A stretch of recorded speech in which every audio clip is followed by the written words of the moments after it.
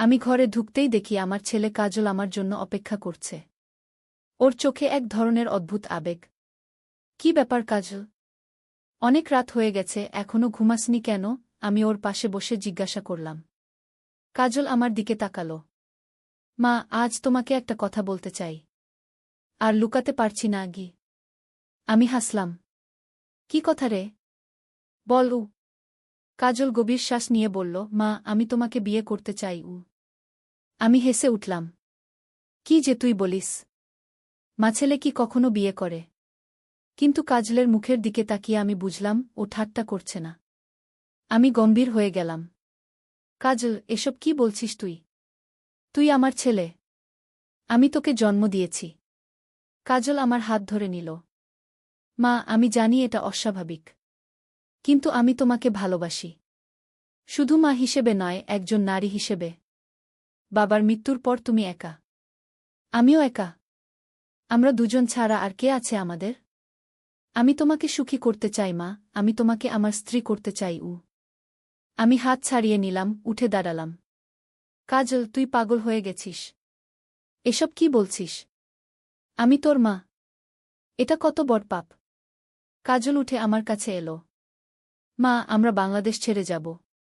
আমরা অন্য দেশে চলে যাব। সেখানে কেউ আমাদের চিনবে না। আমরা স্বামী স্ত্রী হিসেবে থাকব। আমি পিছিয়ে গেলাম। একটা দীর্ঘ নীরবতা নেমে এলো ঘরের মধ্যে। আমি তাকিয়ে রইলাম আমার ছেলের দিকে, যাকে আমি গর্ভে ধারণ করেছিলাম, জন্ম দিয়েছিলাম, লালন পালন করেছিলাম। আমার বয়স এখন 40, কাজলের বয়স 22। কাজলের বাবা মারা গেছে মাত্র 1 বছর আগে। তারপর থেকে আমরা দুজন একসাথে আছি। আর এখন কাজল আমাকে বিয়ে করতে চায়। মা, বলো তুমি আমাকে বিয়ে করবে? আমি সামনে তাকাতে পারছিলাম না। আমার সারা শরীর কাঁপছিল। কাজল, তুই কি মদ খেয়েছিস? তোর মাথা খারাপ হয়ে গেছে? এসব কি বলছিস? কাজল আমার কাঁধে হাত রাখল। আমি চমকে উঠলাম। মা, আমার কথা শোনো, সে বলল, সেই ডায়েরি। আমি সব পড়েছি। আমি পাথরের মতো স্থির হয়ে গেলাম। কোন ডায়েরি? বাবার আলমারির পেছনে লুকানো ছিল। সেই লাল বাঁধানো বইটা, কাজল বলল। আমি সব জানি মা। আমি তোমার সত্যিকারের ছেলে নই। সেই মুহূর্তে আমার মনে হলো আমার পায়ের নিচে থেকে মাটি সরে যাচ্ছে। আমি কয়েক পা পিছিয়ে গেলাম, দেয়ালে ঠেস দিয়ে দাঁড়ালাম। কি? কিভাবে? সেই ডায়েরি। বাবা সব লিখে গেছেন, কাজল বলল। আমি দত্তক। আমি তোমাদের রক্তের সন্তান নই। আমার চোখ থেকে অঝরে জল পড়তে লাগল। কাজল। মা, তুমি আমাকে ভালোবাসো? কাজল জিজ্ঞেস করল। আমি মাথা নাড়লাম। তুই আমার ছেলে। আমি কি সত্যিই তোমার ছেলে? রক্তের সম্পর্কে আমরা কেউ কারো কিছু না। এই সত্য আমাকে ভিতর থেকে কাঁপিয়ে দিল। আমি বিবাহের পর বছর 10 সন্তান ধারণ করতে পারিনি। তারপর আমরা কাজলকে দত্তক নিয়েছিলাম, তখন সে মাত্র 2 বছরের শিশু। কিন্তু আমরা কখনো তাকে বলিনি। আমরা চেয়েছিলাম সে নিজেকে আমাদের রক্তের সন্তান মনে করুক। মা, তুমি আমাকে ভালোবাসো? কাজল আবার জিজ্ঞেস করল। আমি কান্নায় ভেঙে পড়লাম। কাজল, আমি তোকে নিজের প্রাণের চেয়েও বেশি ভালোবাসি। কিন্তু তুই আমার ছেলে। তোর মা হিসেবে আমি তোকে ভালোবাসি। কিন্তু আমি তোমার আসল ছেলে নই, তাই না? কাজল বলল, তার চোখেও জল। আমি তোমাকে একজন নারী হিসেবে ভালোবাসি মা। আমি কাজলের 2 হাত ধরে নিলাম। শোন, এটা খুব জটিল। হ্যাঁ, তুই আমার রক্তের সম্পর্কে ছেলে নোস। কিন্তু আমি তোকে জন্ম দেইনি বলে কি তুই আমার ছেলে নোস? আমি তোকে তুলে ধরেছি, দুধ খাইয়েছি, তোর অসুখে রাত জেগেছি, তোকে স্কুলে পাঠিয়েছি। আমি তোর মা, কাজল। রক্তের সম্পর্ক না থাকলেও আমার বুকের ভিতর তোর জন্য যে ভালোবাসা আছে, সেটা একজন মায়ের ভালোবাসা। কাজল চুপ করে আমার কথা শুনছিল। ওর চোখে এখন বিভ্রান্তি। তাহলে আমি কে? আমার আসল মা বাবা কারা? আমি ওকে জড়িয়ে ধরলাম। তুই আমাদের ছেলে। তোর আসল মা একটি অল্পবয়সী মেয়ে ছিল, বিয়ের আগেই তোকে জন্ম দিয়েছিল আর তারপর পালিয়ে গিয়েছিল। তোর দাদিনানি তোকে একটি এতিমখানা রেখে দিয়েছিল। আমরা সেখান থেকেই তোকে নিয়ে এসেছিলাম। কাজল আমার থেকে সরে গেল। সে জানালার কাছে গিয়ে দাঁড়াল, বাইরের অন্ধকারের দিকে তাকিয়ে রইল। তাহলে আমার আসল বাবা মা এখন কোথায়? আমি আস্তে করে বললাম, আমরা জানি না। তোকে নেওয়ার সময় এতিমখানার লোকেরা বলেছিল যে তোর মা অন্য একটি দেশে চলে গেছে গি। কাজল এবার ঘুরে দাঁড়াল। আমি খুঁজে বের করব তাদের। আমি আমার আসল বাবা-মাকে খুঁজে বের করব। আমি হতবাক হয়ে গেলাম। কাজল, তুই কি বলছিস? আমি জানতে চাই আমি কে, আমি কোথা থেকে এসেছি। কাজল বলল, তার চোখে এক ধরনের দৃঢ়তা। আমি আমার আসল শেখকে খুঁজে বের করব। আমি আবারও কাঁদতে শুরু করলাম। কাজল, আমরাই তোর আসল বাবা-মা। আমরাই তোকে লালন পালন করেছি। আমরাই তোর পরিবার। কাজল আমার কাছে এলো, আমার হাত ধরল। মা, আমি তোমাদের ছেড়ে যাচ্ছি না। আমি শুধু জানতে চাই আমার জীবনের সেই অংশটা, যেটা আমার থেকে লুকিয়ে রাখা হয়েছে। আমার অধিকার আছে জানার। সেই রাতে আমি ঘুমাতে পারিনি। সারা রাত জেগে ভেবেছি, আমার ছেলে, যাকে আমি এতদিন আমারই রক্তের সন্তান হিসেবে বড় করেছি, সে আজ জেনে গেছে তার আসল পরিচয়। সে এখন তার আসল বাবা-মাকে খুঁজতে চায়। পরদিন সকালে আমি কাজলকে একটি ফাইল দিলাম। এটা তোর ফাইল। এতিমখানা থেকে আমরা যা পেয়েছিলাম, এর বেশি আমরা কিছু জানি না গি।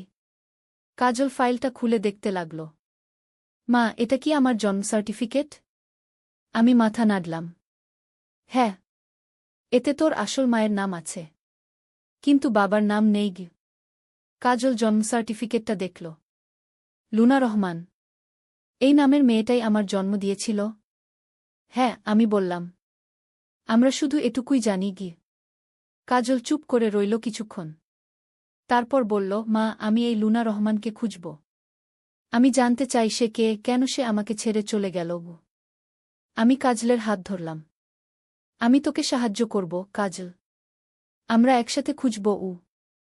কাজল আমাকে জড়িয়ে ধরল। মা, আমি তোমাকে ভালোবাসি। আমিও তোকে ভালোবাসি, কাজল। তুই আমার ছেলে, সবসময় থাকবি। সেদিন থেকে আমাদের যাত্রা শুরু হল। আমরা লুনা রহমানকে খুঁজতে শুরু করলাম। কাজল ফেসবুক, ইনস্টাগ্রাম, টুইটার সবখানে খুঁজল। আমি আমার পুরনো কন্ট্যাক্টদের সাথে যোগাযোগ করলাম, কিন্তু কোনো সূত্র পাওয়া গেল না। 1 মাস পর কাজল একটি ফেসবুক পোস্ট দিল। পোস্টে সে লিখল, আমি কাজল। আমি খুঁজছি আমার আসল মা লুনা রহমানকে। আমি জানি না সে কোথায় আছে, কেমন আছে। আমি শুধু জানতে চাই আমার আসল পরিচয়। যদি কেউ তাকে চেনেন অথবা তার সম্পর্কে কিছু জানেন, অনুগ্রহ করে আমাকে মেসেজ করুন। পোস্টটি শেয়ার হতে হতে ছড়িয়ে পড়ল। হাজার হাজার লোক পোস্টটি শেয়ার করল, কিন্তু কোনো সাড়া পাওয়া গেল না। তারপর একদিন রাতে কাজলের ফোনে একটি মেসেজ এলো। আমি লুনা রহমানকে চিনি। সে এখন অস্ট্রেলিয়ায় থাকে। আমি তোমাকে তার ইমেইল আইডি দিতে পারি। কাজল উত্তেজিত হয়ে আমাকে মেসেজটা দেখাল। মা, দেখো, কেউ একজন লুনা রহমানকে চেনে। আমি সতর্ক হয়ে বললাম, কাজল, সাবধানে। এটা হতে পারে কোনো প্রতারক। কাজল মাথা নাড়ল। না মা, আমি মেসেজ পাঠানো লোকটির প্রোফাইল দেখেছি। সে একজন নারী, নাম নিশা আক্তার। লুনার বন্ধু বলে মনে হচ্ছে। আমি তার সাথে কথা বলবো। কাজল নিশা আক্তারের সাথে মেসেঞ্জারে কথা বলল। নিশা বলল যে সে ও লুনা একসাথে স্কুলে পড়ত।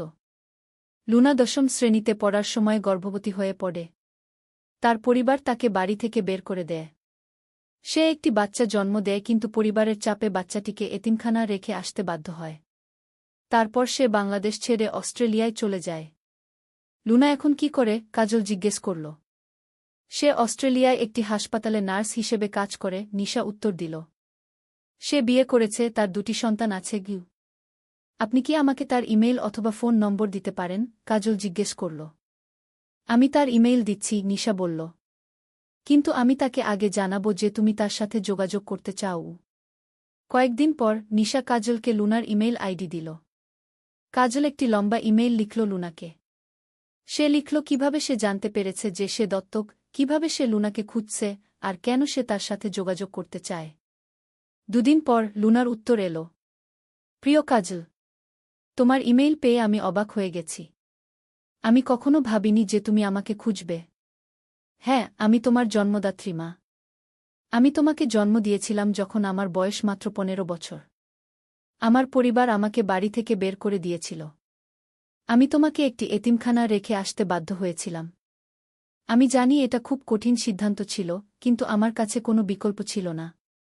আমি তোমাকে ছেড়ে আসার পর আমার মামা আমাকে অস্ট্রেলিয়ায় নিয়ে আসেন। এখানে আমি আমার পড়াশোনা শেষ করি, নার্সিং পড়ি। এখন আমি একটি হাসপাতালে কাজ করি। আমি বিয়ে করেছি, আমার 2টি সন্তান আছে। কাজল, আমি জানি না তুমি আমাকে ক্ষমা করবে কিনা। আমি জানি তুমি হয়তো আমাকে ঘৃণা করো। কিন্তু আমি তোমাকে এটা জানাতে চাই যে আমি প্রতিদিন তোমার কথা ভেবেছি। আমি প্রতিদিন আশা করেছি যে তুমি ভালো আছো, সুখে আছো। আমি তোমার সাথে দেখা করতে চাই, কাজল। আমি তোমাকে আমার জীবনের গল্প বলতে চাই, তোমার বাবার কথা বলতে চাই। আমি তোমাকে জানাতে চাই কেন আমি সেই সিদ্ধান্ত নিয়েছিলাম। যদি তুমি আমার সাথে দেখা করতে চাও, আমি বাংলাদেশে আসতে পারি। অথবা যদি তুমি চাও, তুমি অস্ট্রেলিয়ায় আসতে পারো। ভালোবাসা রইল, লুনা ঘি। কাজল ইমেইলটা বারবার পড়ল। তারপর সে আমাকে ডাকল, মা দেখো, লুনা আমাকে ইমেইল করেছে গি। আমি ইমেইলটা পড়লাম। আমার চোখে জল এসে গেল। কাজল, তুই কি করবি এখন? কাজল ভাবতে লাগল। আমি তার সাথে দেখা করতে চাই, মা। আমি জানতে চাই আমার আসল গল্প। আমি কাজলের হাত ধরলাম। আমি তোর সিদ্ধান্তকে সম্মান করি, কাজল। তুই যা চাস তাই করতে পারিস। কাজল লুনাকে আবার ইমেইল করল। সে লিখল যে সে অস্ট্রেলিয়ায় যেতে চায়। লুনা আনন্দিত হয়ে উত্তর দিল। তারা ভিসা প্রসেস শুরু করল। 3 মাস পর কাজল অস্ট্রেলিয়ার উদ্দেশ্যে রওনা দিল। আমি তাকে এয়ারপোর্টে বিদায় দিলাম। সাবধানে থাকিস, কাজল। আমাকে প্রতিদিন ফোন করিস। কাজল আমাকে জড়িয়ে ধরল। মা, তুমি চিন্তা করো না। আমি ঠিক আছি। আমি 2 সপ্তাহ পরেই ফিরে আসব। আমি কাজলকে বিদায় দিলাম, কিন্তু আমার মনে ভয় ছিল। যদি লুনা কাজলকে নিজের কাছে রাখতে চায়?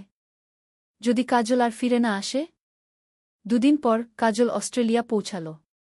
সে আমাকে ফোন করল, মা, আমি ঠিক আছি। লুনা আমাকে এয়ারপোর্ট থেকে নিয়ে গেছে। আমি এখন তার বাসায় আছি। কেমন লাগছে? আমি জিজ্ঞেস করলাম।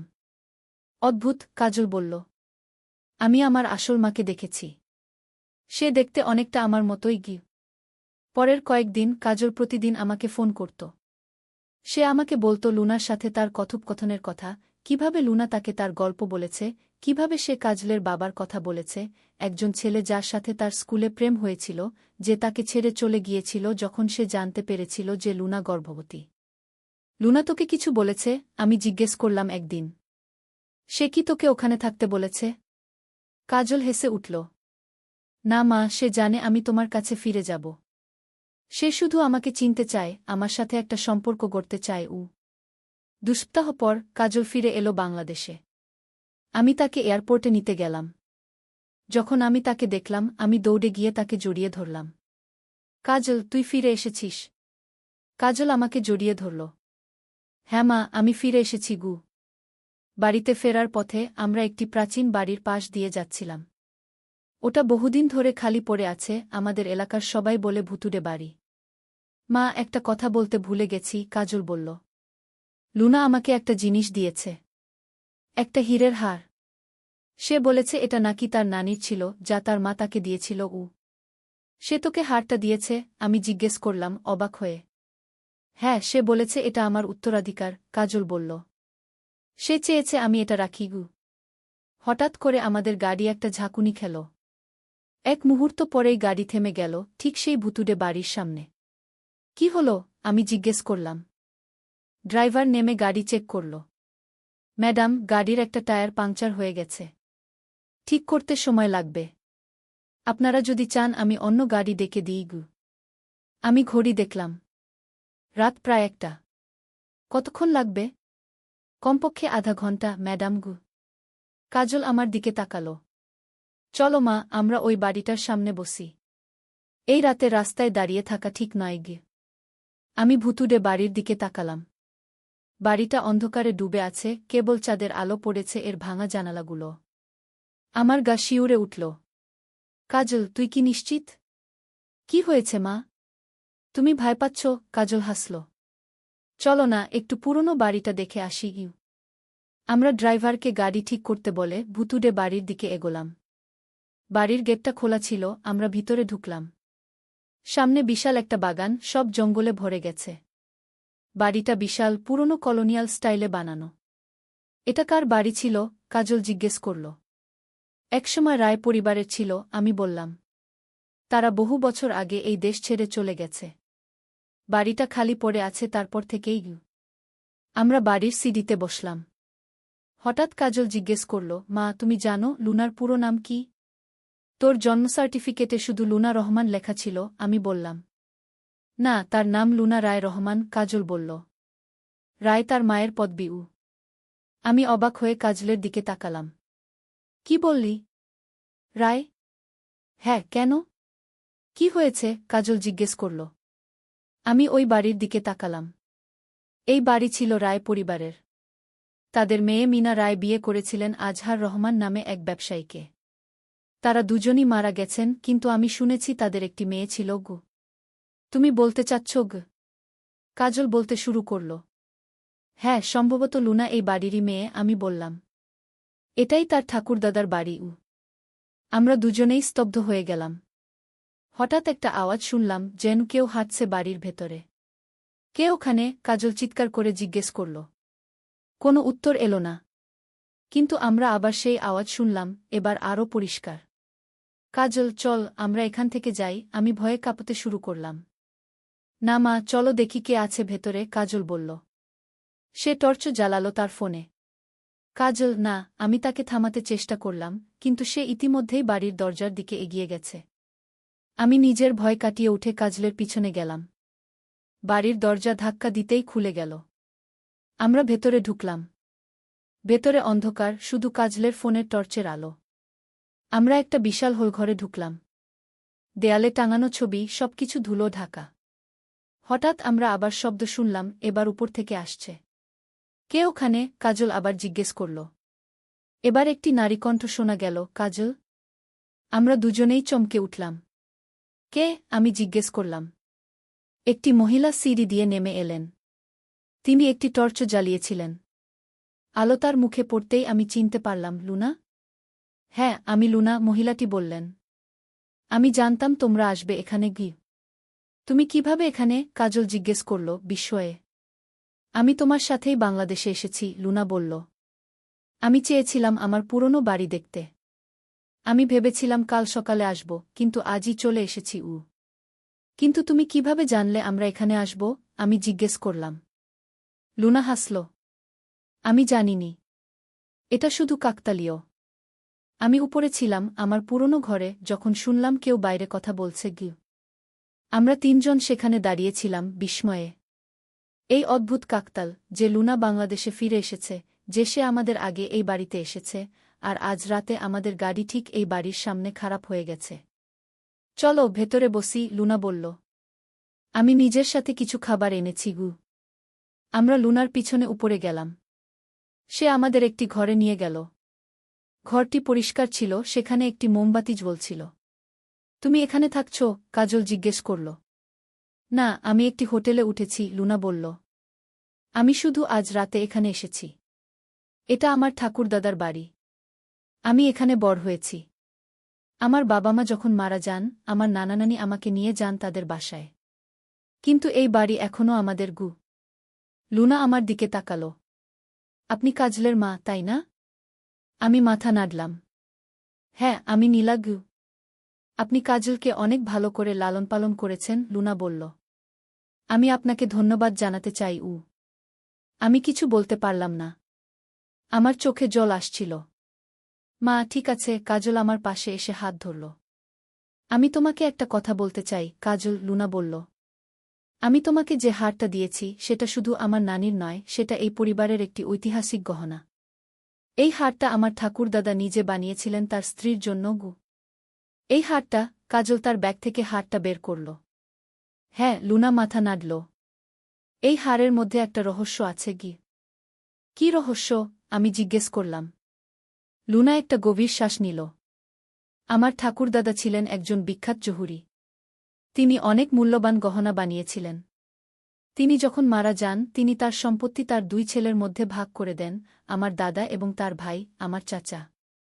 কিন্তু কিছু গহনা তিনি লুকিয়ে রাখেন তার স্ত্রী, আমার ঠাকুমার কাছে। তিনি বলে যান যে এই গহনাগুলো শুধু তার কন্যা বংশধরদের দেওয়া হবে।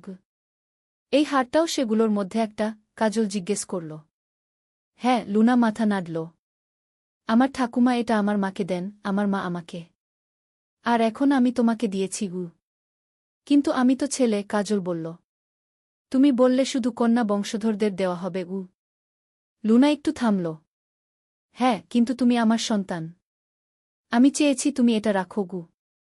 হঠাৎ লুনা দেয়ালের একটা জায়গায় হাত রাখল। এখানে, সে বলল। এখানে একটা গোপন জায়গা আছে। সে দেয়ালের একটা অংশ ঠেলল, আর দেয়ালটা খুলে গেল। ভেতরে একটা ছোট্ট ঘর, সেখানে একটা সিন্দুক। আমার ঠাকুরদাদা এখানে তার মূল্যবান জিনিসপত্র রাখতেন, লুনা বলল। এই সিন্দুকটা খোলার চাবি ছিল আমার ঠাকুমার কাছে। তিনি সেটা আমার মাকে দেন, আমার মা আমাকে। তোমার কাছে সেই চাবি আছে? কাজল জিজ্ঞেস করল। লুনা হারটার দিকে তাকাল। হারটার মধ্যেই চাবি লুকানো আছে। কাজল হারটা নিয়ে পরীক্ষা করতে লাগল। তারপর সে হারের একটা আংটা খুলে ফেলল, আর ভেতর থেকে একটা ছোট্ট চাবি বের করল। এই চাবিটা? কাজল বলল উত্তেজিত হয়ে। লুনা মাথা নাড়ল। হ্যাঁ, এই চাবি দিয়ে সিন্দুকটা খোলা যাবে। কাজল চাবিটা সিন্দুকে ঢোকাল, ঘোরাল। সিন্দুকটা খুলে গেল। ভেতরে অনেকগুলো গহনার বাক্স। এসব তোমাদের, লুনা, আমি বললাম। তোমার পরিবারের সম্পত্তি।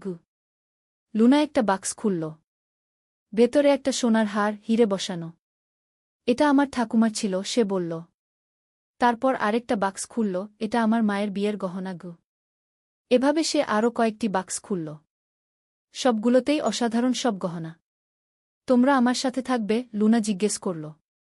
আমি এই বাড়িটা আবার ঠিক করতে চাই। আমি চাই কাজল জানুক তার আসল পরিবারের ইতিহাস। আমি চাই সে জানুক তার ঠাকুরদাদার কথা, যিনি এত বিখ্যাত ছিলেন। আমি কাজলের দিকে তাকালাম।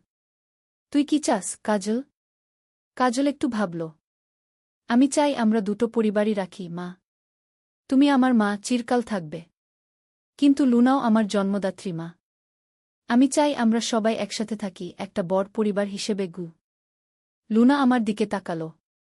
আপনি কি বলেন, নীলা? আমি একটু ভাবলাম। এই মহিলা, যে আমার ছেলের জন্ম দিয়েছে, এখন ফিরে এসেছে।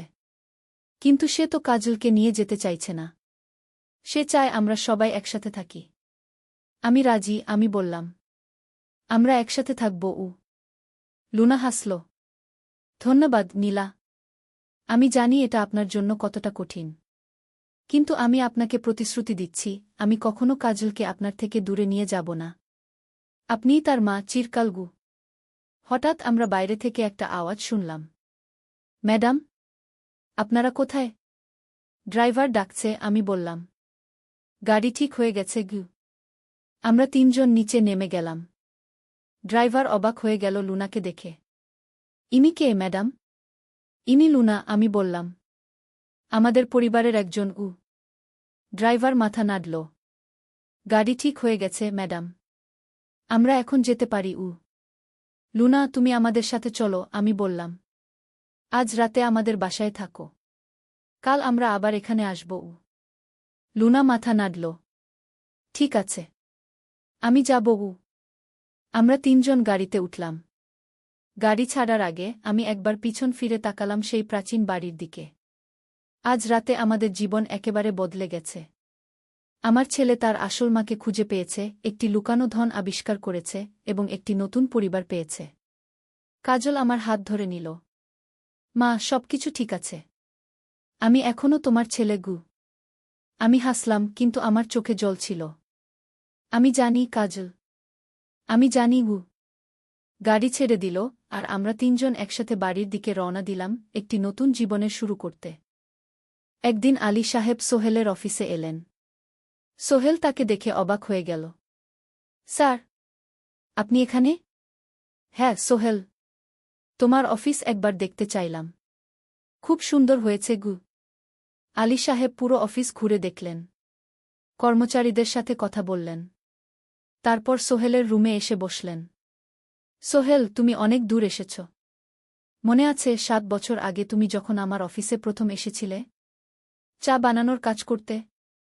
হ্যাঁ, স্যার। সব মনে আছে। আমি গর্বিত যে আমি তোমাকে একটা সুযোগ দিয়েছিলাম। আর তুমি সেই সুযোগকে কাজে লাগিয়েছ। জানো সফলতার মূল সূত্র কি? কি স্যার? কঠোর পরিশ্রম, সততা আর হাল না ছাড়া। তোমার মধ্যে এই 3টা গুণই আছে গু। সোহেল চোখে জল নিয়ে বলল, আপনি না থাকলে আজ আমি এখানে পৌঁছাতে পারতাম না স্যার। না সোহেল, আমি শুধু একটা দরজা খুলে দিয়েছিলাম। ভেতরে ঢুকে পথ তৈরি করেছ তুমি নিজে গু। আলী সাহেব চলে যাওয়ার আগে বললেন, আমার একটা বড় প্রজেক্ট আছে। একটা 20 ফ্লোর বিজনেস টাওয়ার। আমি চাই তুমি এই প্রজেক্টে আমার সাথে পার্টনার হও। 50-50। রাজি? সোহেল অবাক হয়ে গেল। এত বড় প্রজেক্ট? স্যার, আমার কি যথেষ্ট সামর্থ্য আছে? আছে। আমি বিশ্বাস করি। সোহেল রাজি হয়ে গেল। এটা তার জীবনের সবচেয়ে বড় প্রজেক্ট হবে। 50 অধ্যায়, বড় চ্যালেঞ্জ। 20 ফ্লোর বিজনেস টাওয়ারের কাজ শুরু হল। এটা সোহেলের জীবনের সবচেয়ে বড় চ্যালেঞ্জ। প্রজেক্টের বাজেট প্রায় 10 করোড় টাকা। সোহেলকে 5 করোড় টাকা ইনভেস্ট করতে হবে। সোহেল তার সব সঞ্চয়ে, ব্যাংক লোন আর কিছু ইনভেস্টর থেকে টাকা জোগাড় করল। এটা একটা বিশাল ঝুঁকি। যদি প্রজেক্ট ব্যর্থ হয়, সব শেষ। মিনা চিন্তিত ছিল। সোহেল, এত বড় ঝুঁকি নেওয়া ঠিক হবে? মিনা, জীবনে বড় কিছু করতে হলে ঝুঁকি নিতে হয়। আমি এই সুযোগ হাতছাড়া করতে চাই না গিয়ে। কিন্তু যদি কিছু ভুল হয়? ভুল হবে না। আমি আলী সাহেবের সাথে আছি। উনি আমাকে গাইড করবেন। প্রজেক্ট শুরু হল। প্রথম 6 মাস সব ভালোই চলছিল। কাজ সময়মতো হচ্ছে, বাজেট ঠিক আছে। কিন্তু 7 মাসের মাথায় একটা বড় সমস্যা দেখা দিল। একজন প্রধান ইনভেস্টর হঠাৎ তার টাকা ফেরত চাইলেন। তিনি অন্য একটা জরুরি কাজে টাকা লাগবে বলে জানালেন। 1 করোড় টাকা ফেরত দিতে হবে। সোহেল বিপদে পড়ে গেল। 1 করোড় টাকা এখন কোথায় পাবে? প্রজেক্টে সব টাকা ঢেলে দিয়েছে। সে আলী সাহেবের সাথে কথা বলল। আলী সাহেব বললেন, চিন্তা করো না, আমি ব্যবস্থা করছি। কিন্তু আলী সাহেবও বড় একটা প্রজেক্টে আটকে আছেন। তার হাতে লিকুইড ক্যাশ নেই। সোহেল অন্য ব্যাংক থেকে লোন নেওয়ার চেষ্টা করল। কিন্তু ব্যাংক বলল, ইতিমধ্যে তার অনেক লোন আছে, নতুন লোন দিতে পারবে না। সোহেল রাতে ঘুমাতে পারছিল না। খাওয়া দাওয়া বন্ধ করে দিয়েছিল। মিনা তাকে দেখে খুব চিন্তিত হয়ে গেল। সোহেল, প্লিজ নিজেকে এভাবে শেষ করে ফেলো না। কোনো একটা রাস্তা বের হবেই কি। কিন্তু সোহেল কোনো রাস্তা দেখতে পাচ্ছিল না। ইনভেস্টর 15 দিন সময় দিয়েছে। 15 দিনের মধ্যে টাকা ফেরত না দিলে তিনি আইনি ব্যবস্থা নেবেন। 10 দিন কেটে গেল। সোহেল কোনো সমাধান খুঁজে পেল না। সে প্রায় হাল ছেড়ে দিয়েছিল। 11 দিনের দিন একটা অপ্রত্যাশিত ঘটনা ঘটল। জাহিদ ভাই, সোহেলের পুরনো সহকর্মী, তার অফিসে এলেন। জাহিদ ভাই এখন একটা রিয়েল এস্টেট কোম্পানিতে সিনিয়র ম্যানেজার। সোহেল, আমি তোমার সমস্যার কথা শুনেছি গু। হ্যাঁ ভাই, আমি বিপদে পড়েছি গু। আমি তোমাকে সাহায্য করতে চাই। আমার কিছু সঞ্চয় আছে। 5 লাখ টাকা। তুমি নাও। সোহেল চোখে জল নিয়ে বলল, ভাই আমি কিছু বলার দরকার নেই। তুমি আমাকে অনেক কিছু শিখিয়েছ। তোমার কাছ থেকে পরিশ্রম আর সততা শিখেছি। এখন আমার পালা তোমাকে সাহায্য করার। জাহিদ ভাই চলে যাওয়ার পর আরও 2 জন এলো। একজন সোহেলের পুরনো ক্লায়েন্ট, আরেকজন তার কর্মচারী। 2 জন মিলে আরও 8 লাখ টাকা দিল। করিম মামা 20 লাখ টাকা ব্যবস্থা করলেন।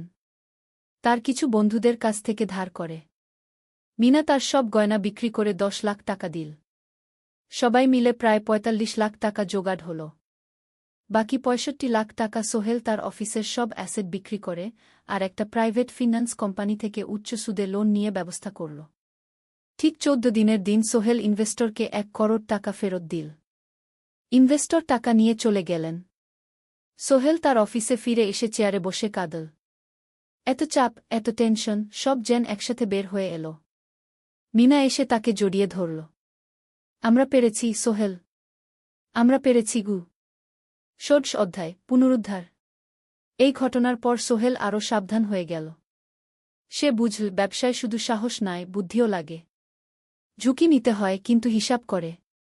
প্রজেক্ট চলতে থাকল। এবার সোহেল আরও সতর্কতার সাথে সবকিছু পরিচালনা করল। প্রতিটা খরচ হিসাব করল, প্রতিটা সিদ্ধান্ত ভেবেচিন্তে নিল। আরও 1 বছর পর 20 ফ্লোর বিজনেস টাওয়ার সম্পন্ন হল। চমৎকার বিল্ডিং, শহরের অন্যতম সুন্দর ভবন। বিল্ডিংয়ের উদ্বোধন অনুষ্ঠানে শহরের মেয়র এলেন। অনেক ব্যবসায়ী, সাংবাদিক এলো। সোহেলের নাম পত্রিকায় ছাপা হল। স্বপ্নের শহরে এক তরুণ উদ্যোক্তার সফলতার গল্প। প্রজেক্ট থেকে সোহেলের লাভ হল প্রায় 2 করোড় টাকা। এই টাকা দিয়ে সে সব ঋণ শোধ করল।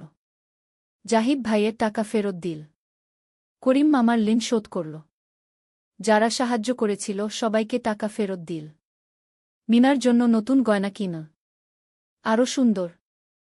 তার মাকে গ্রামে একটা নতুন পাকা বাড়ি বানিয়ে দিল। মা কাঁদতে কাঁদতে বললেন, তোর বাবা বেঁচে থাকলে কত খুশি হতো। তুই আমার সব স্বপ্ন পূরণ করেছিস।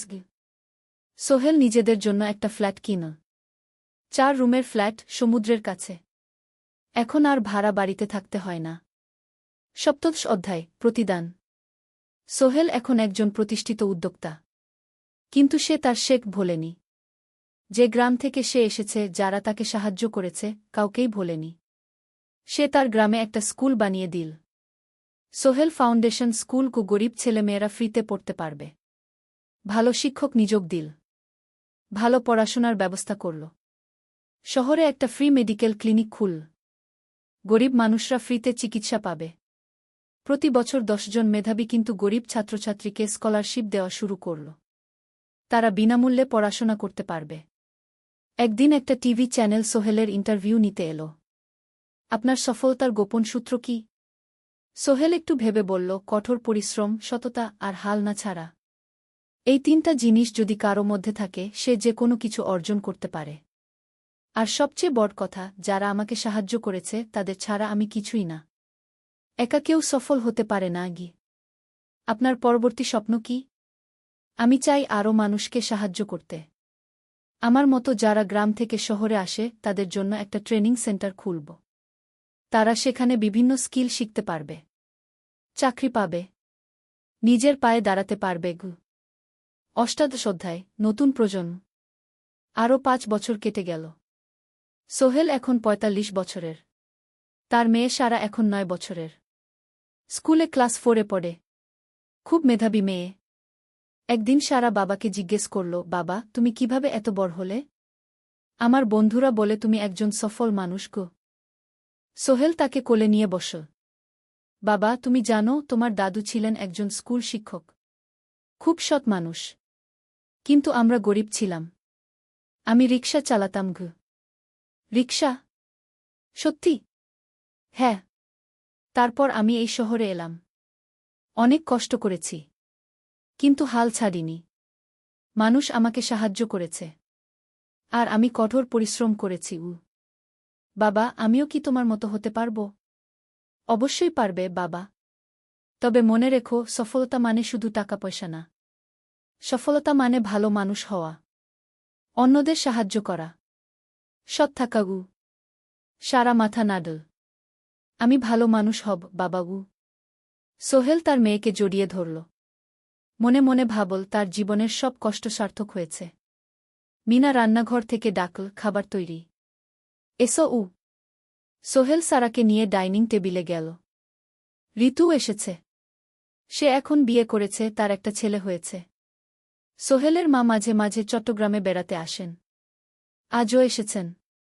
সবাই মিলে খেতে বসল। হাসিগল্পে ভরা পরিবার। সোহেল তাকাল তার মায়ের দিকে, মিনার দিকে, সারার দিকে, ঋতুর দিকে। মনে হল, জীবনে আর কি চাই? খাওয়া শেষে সবাই বসে রইল। গল্প করছিল। হঠাৎ সোহেলের ফোন বাজল। অফিস থেকে। একটা জরুরি বিষয়। সোহেল ফোন রেখে দিয়ে মিনাকে বলল, একটা নতুন প্রজেক্টের প্রস্তাব এসেছে। একটা এতিমখানা বানানোর কাজ। সরকারি প্রজেক্ট। তুমি নেবে? অবশ্যই। এটা আমার স্বপ্নের প্রজেক্ট। যেসব বাচ্চাদের বাবা মা নেই তাদের জন্য একটা সুন্দর জায়গা। মিনা হাসল। তুমি কখনো বদলাও না। এখনো অন্যদের কথা ভাবো।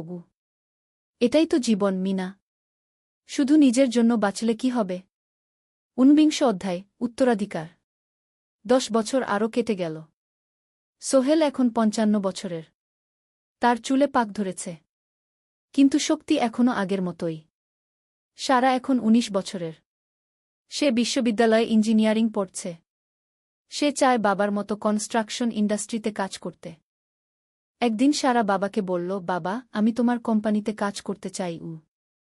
এখনও তো তোর পড়াশোনা বাকি।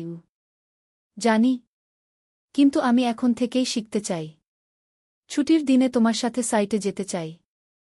দেখতে চাই কিভাবে কাজ হয়। সোহেল খুশি হয়ে গেল। তার মেয়ে তার পথ অনুসরণ করতে চায়। ঠিক আছে, কিন্তু শর্ত হল তোকে সবকিছু নিজ থেকে শিখতে হবে। কোনো স্পেশাল ট্রিটমেন্ট পাবি না। আমি তো তাই চাই, বাবাগু। সারা তার বাবার সাথে কাজ শিখতে শুরু করল। সে দেখল কিভাবে শ্রমিকরা কাজ করে, কিভাবে ম্যাটেরিয়াল বাছাই করতে হয়, কিভাবে একটা প্রজেক্ট ম্যানেজ করতে হয়। সোহেল তাকে কোনো সহজ পথ দিল না। সারাকেও সবার মতো কষ্ট করতে হল। সাইটে রোদে দাঁড়িয়ে থাকতে হল। শ্রমিকদের সাথে কথা বলতে হল। কিন্তু সারা হাল ছাড়ল না। সে তার বাবার মেয়ে। পরিশ্রম করতে জানে। 3 বছর পর সারা গ্রাজুয়েট হল। সে সোহেলের কোম্পানিতে জুনিয়র প্রজেক্ট ম্যানেজার হিসেবে যোগ দিল। সোহেল ধীরে ধীরে সারাকে বড় দায়িত্ব দিতে শুরু করল। সারা তার বাবার মতোই সৎ, পরিশ্রমী। 20 অধ্যায়, সমাপ্তি নয়, নতুন শুরু। আরও 5 বছর পর সোহেল এখন 60 বছরের। সে সিদ্ধান্ত নিল, এবার অবসর নেওয়ার সময় এসেছে। কোম্পানির দায়িত্ব সারাকে দেবে। একটা অনুষ্ঠান করা হল। সোহেল আনুষ্ঠানিকভাবে কোম্পানির চেয়ারম্যান পদ থেকে অবসর নিল। সারা হল নতুন ম্যানেজিং ডিরেক্টর। সোহেল তার বক্তব্যে বলল, আমি যখন এই শহরে এসেছিলাম আমার পকেটে ছিল মাত্র 5,000 টাকা। একটা ছোট্ট ব্যাগ। আর অনেক স্বপ্ন। আজ 40 বছর পর আমি পেছনে ফিরে তাকাই, দেখি একটা দীর্ঘ পথ। সেই পথে অনেক কষ্ট ছিল, অনেক বাধা ছিল। কিন্তু ছিল অনেক ভালোবাসাও। অনেক মানুষের সাহায্যও। আমি বিশ্বাস করি সফলতা একা আসে না। এটা আসে অনেক মানুষের সমর্থন, ভালোবাসা আর বিশ্বাস নিয়ে। আমি যা কিছু অর্জন করেছি তা আমার একার না। এটা আমার পরিবারের, আমার কর্মচারীদের, আমার বন্ধুদের, সবার। আজ আমি আমার মেয়ে সারার হাতে এই দায়িত্ব তুলে দিচ্ছি। আমি জানি সে আমার চেয়ে ভালো করবে। কারণ সে শিখেছে আমার ভুল থেকে, আমার অভিজ্ঞতা থেকে। অনুষ্ঠান শেষ হল। সবাই চলে গেল। সোহেল আর মিনা অফিসে একা দাঁড়িয়ে রইল। মিনা, মনে আছে আমরা প্রথম কখন দেখা হয়েছিলাম? হ্যাঁ, তোমার সেই ছোট্ট মুদি দোকানে। তুমি বিস্কুট কিনতে এসেছিলে। কে ভেবেছিল সেই দিন থেকে আমাদের এই পর্যস্বপ্নের শহর। প্রথম অধ্যায়, যাত্রা শুরু। সকাল 7টা বেজে গেছে। ঢাকার কমলাপুর রেলস্টেশনে মানুষের ভিড়। চারদিকে চা বিস্কুট বিক্রেতাদের চিৎকার, ট্রেনের হর্ন আর যাত্রীদের কোলাহল। এই বিশাল ভিড়ের মধ্যে একটা ছোট্ট ব্যাগ হাতে দাঁড়িয়ে আছে সোহেল। বয়স মাত্র 22। গায়ের রং শ্যামলা, চোখে স্বপ্নের ঝিলিক। ভাইজা, চট্টগ্রামের টিকিট আছে? সোহেল টিকিট কাউন্টারের সামনে দাঁড়িয়ে জিজ্ঞেস করল। আছে। 3 টাকা। কাউন্টারের লোকটা উত্তর দিল। সোহেল তার পকেট থেকে টাকা বের করল। মোট 5,000 টাকা। এই টাকা সে জমিয়েছে গত 3 বছরে রিকশা চালিয়ে।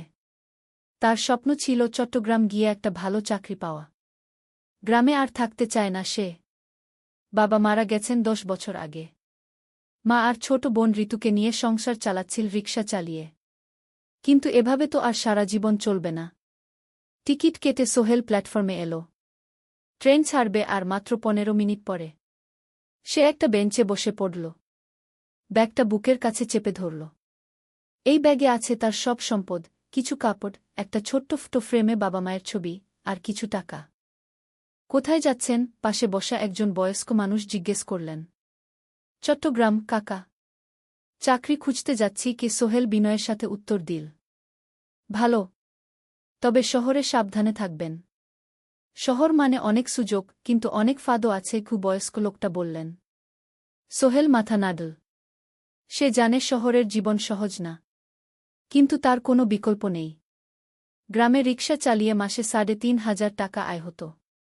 তার মধ্যে সংসার চালাতে হতো, বোনের স্কুলের খরচ দিতে হতো, মায়ের ওষুধের খরচ দিতে হতো। কিছুই বাঁচত না।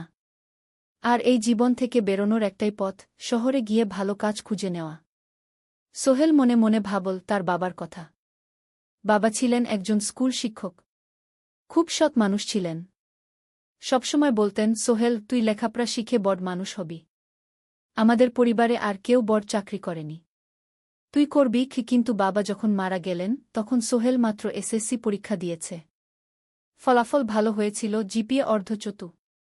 কিন্তু বাবার মৃত্যুর পর আর পড়া হল না। পরিবারের দায়িত্ব নিতে হল। ট্রেন ছাড়ল।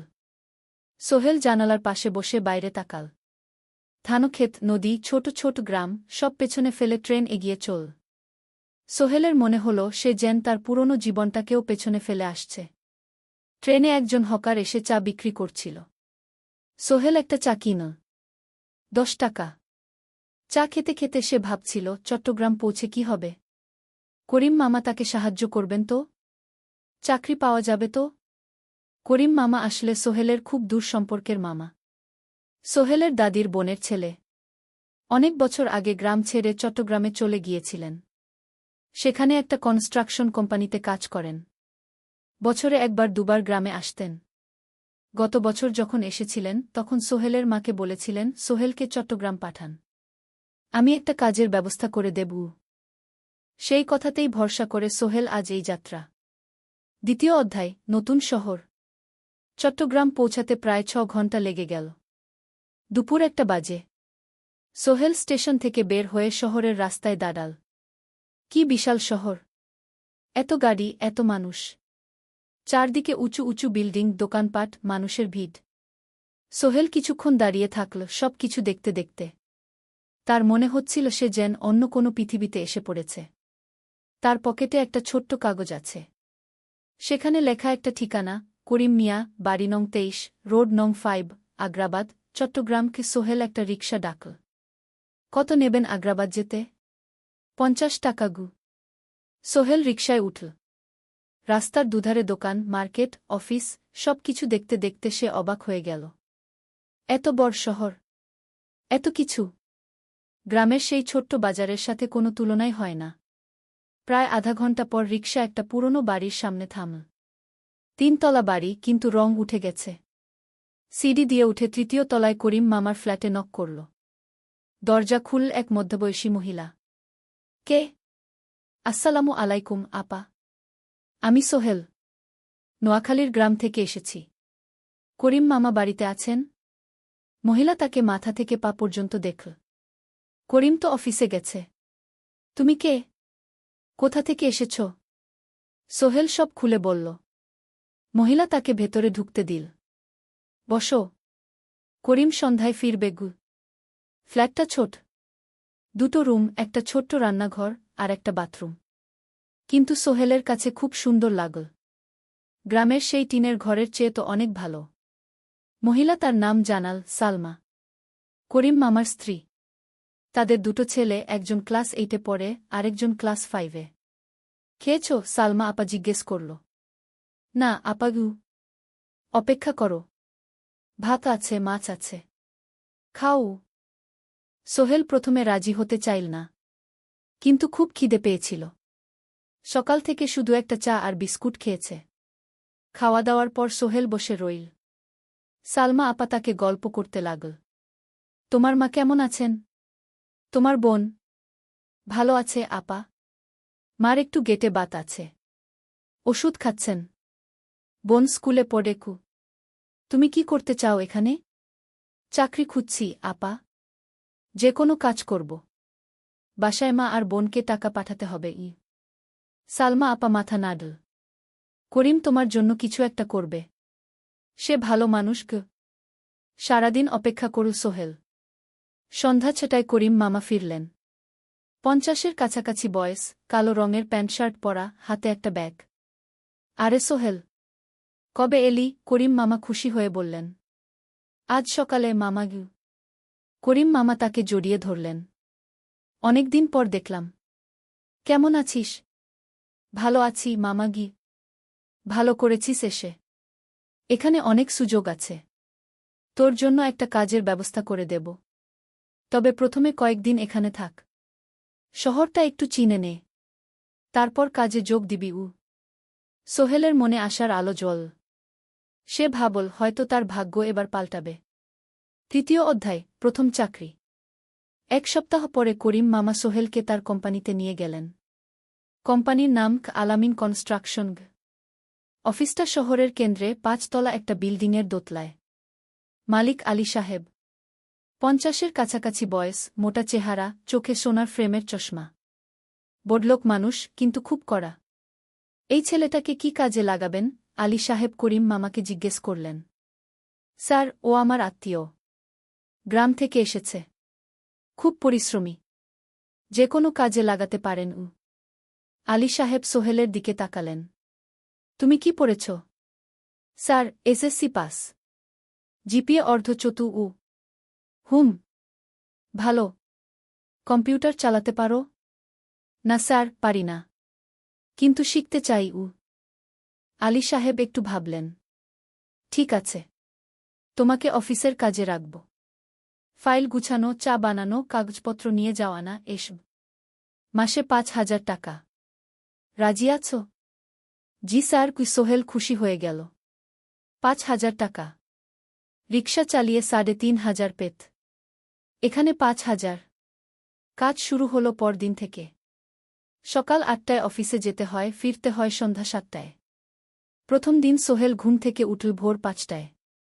তৈরি হয়ে ৭:৩০টায় অফিসের উদ্দেশ্যে বের হল। করিম মামার বাড়ি থেকে অফিস প্রায় ৫ কিলোমিটার। বাসে যেতে হয়। অফিসে পৌঁছে সোহেল দেখল সেই প্রথম আলী সাহেব এখনও আসেননি। অফিস খোলা ছিল না। ৮-১০ মিনিট পর একজন লোক এসে অফিস খুল।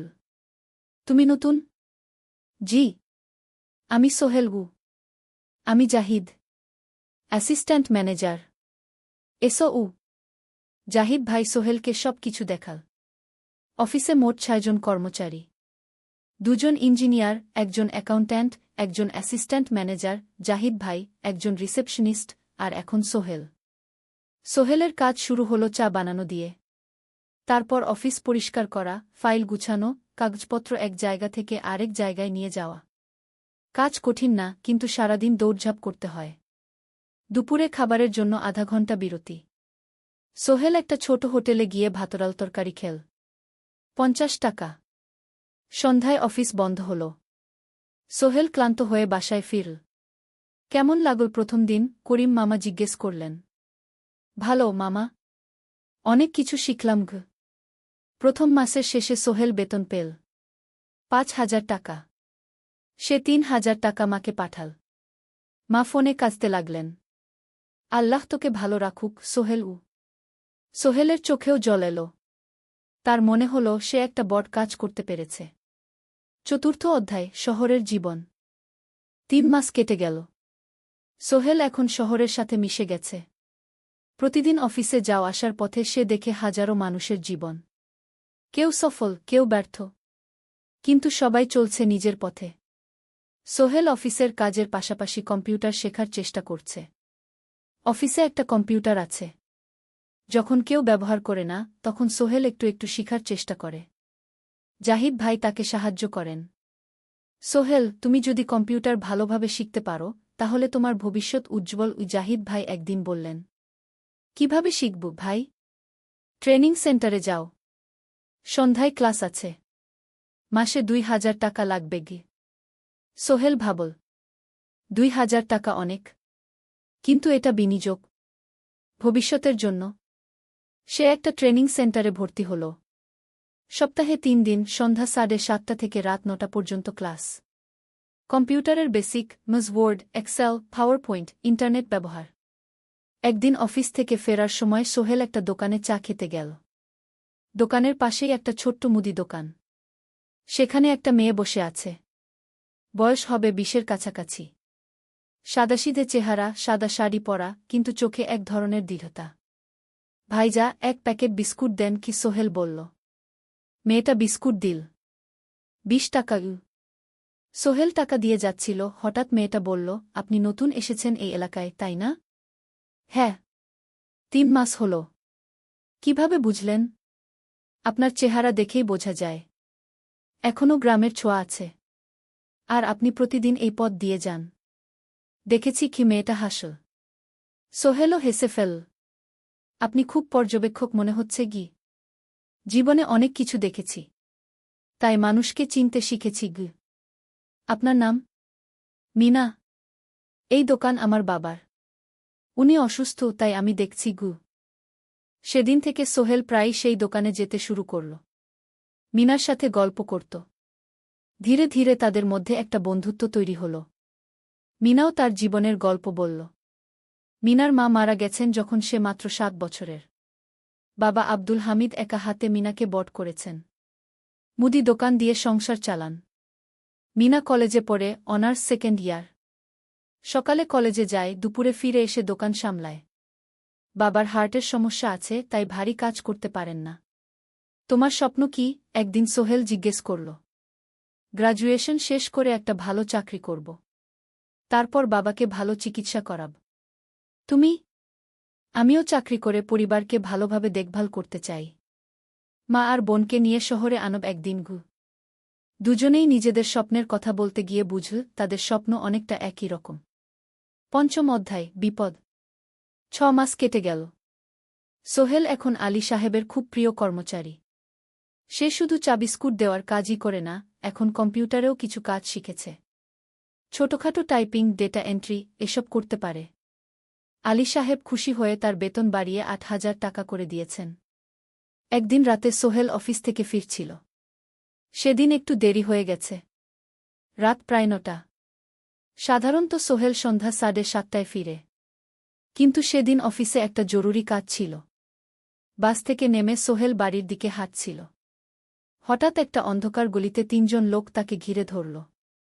তাদের চেহারা দেখেই বোঝা যাচ্ছিল ভালো উদ্দেশ্য নিয়ে আসেনি। টাকা দে তাড়াতাড়ি, একজন বলল। তার হাতে একটা ছুরি। সোহেল ভয় পেয়ে গেল। ভাই, আমার কাছে খুব কম টাকা আছে গি। যা আছে দে। তাড়াতাড়ি করো। সোহেল কাঁপতে কাঁপতে তার পকেট থেকে 5 টাকা বের করে দিল। এই টাকা দিয়ে সে বাজার করবে ভেবেছিল। কিন্তু ছিনতাইকারীরা সন্তুষ্ট হল না। শুধু 5 টাকা? তোর ব্যাগে কি আছে? তারা সোহেলের ব্যাগ কেড়ে নিল। ব্যাগে ছিল তার মোবাইল, কম্পিউটার ট্রেনিং সেন্টারের সার্টিফিকেট আর কিছু গুরুত্বপূর্ণ কাগজপত্র। না ভাই, ব্যাগটা ফেরত দেন। ওতে আমার জরুরি জিনিস আছে। মোবাইল নিয়ে নেন, কিন্তু ব্যাগটা দেন গু। কিন্তু ওরা শুনল না। একজন সোহেলকে জোরে ধাক্কা দিল। সোহেল পড়ে গেল। মাথা রাস্তার কংক্রিটে ধাক্কা লেগে গেল। রক্ত বের হল। 3 জন দৌড়ে পালিয়ে গেল। কিছুক্ষণ সোহেল অজ্ঞান হয়ে পড়ে রইল। তারপর ধীরে ধীরে জ্ঞান ফিরল। মাথায় প্রচণ্ড ব্যথা। সে উঠে দাঁড়ানোর চেষ্টা করল, কিন্তু মাথা ঘুরছিল। কোনোমতে একটা দেয়াল ধরে দাঁড়াল। একজন পথচারী তাকে দেখে থামল। কি হয়েছে ভাই? ছিনতাই হয়েছে গি? এসো, আমি তোমাকে হাসপাতালে নিয়ে যাই। কিন্তু সোহেল রাজি হল না। না, ঠিক আছি। বাড়ি যেতে পারব। সে কোনোমতে করিম মামার বাড়িতে পৌঁছাল। দরজা খুলেই সালমা আপা চিৎকার করে উঠলেন। ও আল্লাহ! কি হয়েছে? করিম মামা দৌড়ে এলেন। সোহেলকে ভেতরে নিয়ে গেলেন। তার মাথায় জল ঢেলে রক্ত পরিষ্কার করলেন। ক্ষতটা বেশ গভীর। হাসপাতালে যেতে হবে কি? করিম মামা বললেন।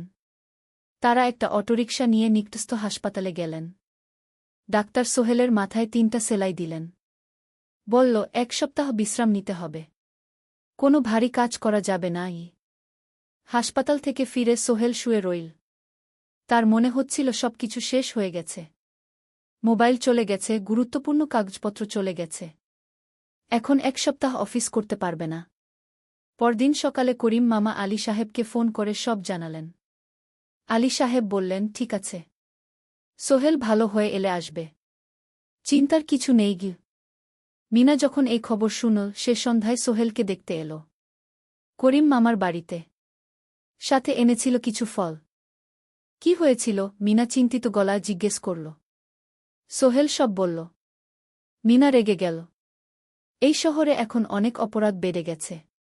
পুলিশ কিছু করে না। তুমি পুলিশে রিপোর্ট করেছ? না। লাভ নেই। তবুও করা উচিত।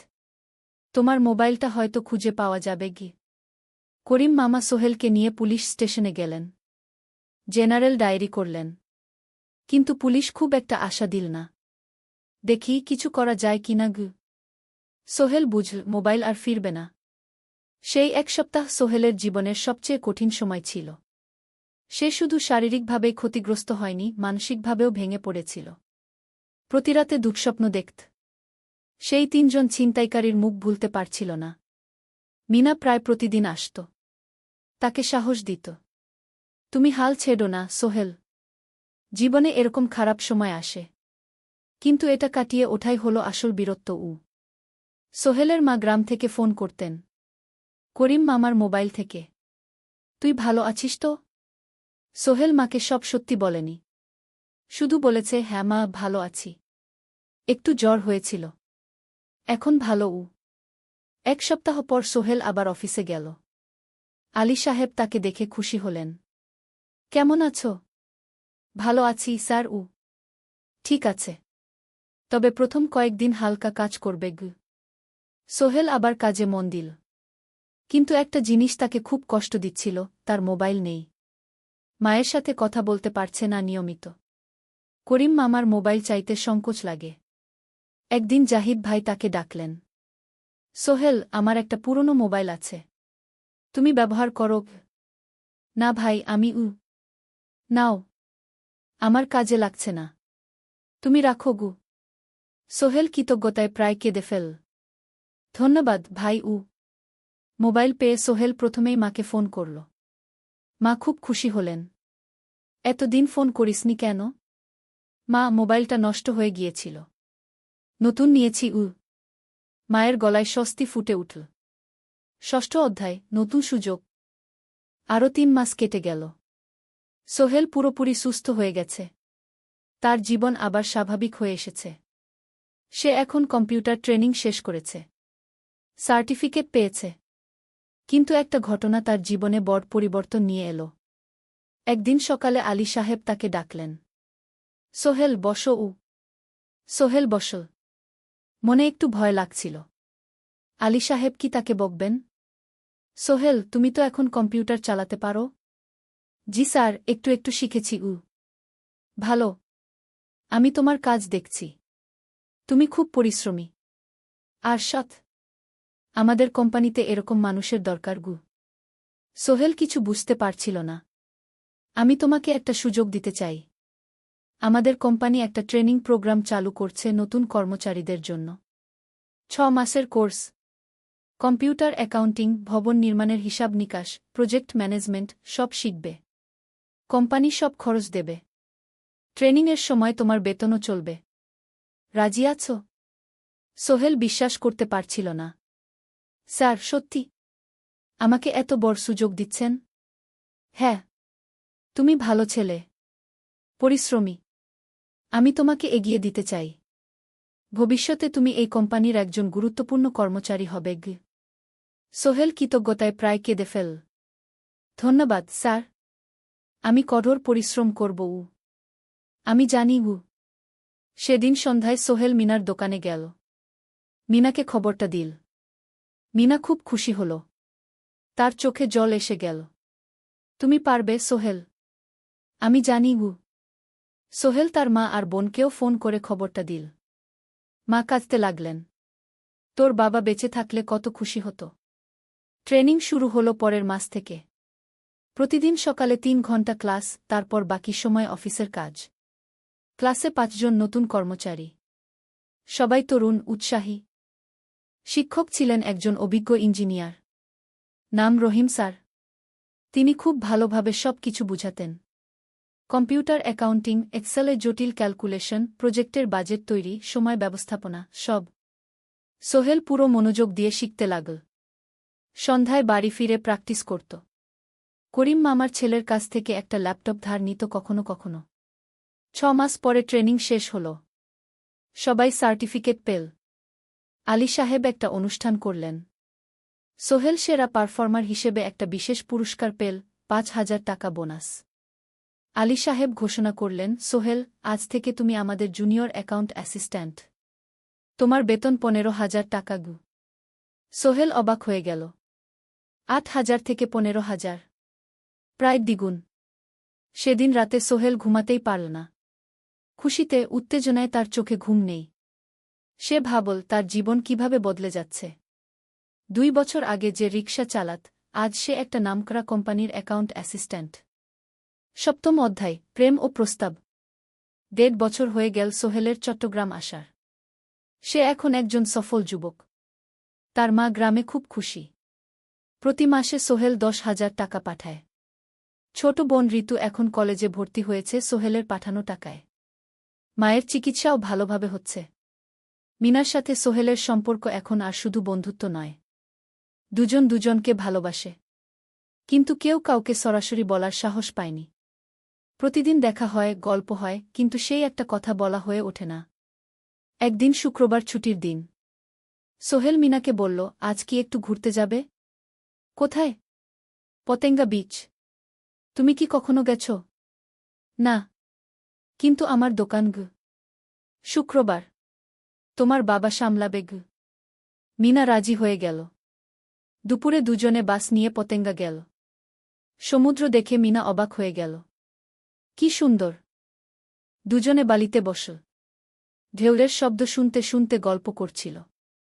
হঠাৎ সোহেল বলল, মিনা, তোমার সাথে কিছু বলার ছিল। বলো। সোহেল একটা লম্বা শ্বাস নিল। তুমি জানো আমি তোমাকে ভালোবাসি। মিনা হাসল।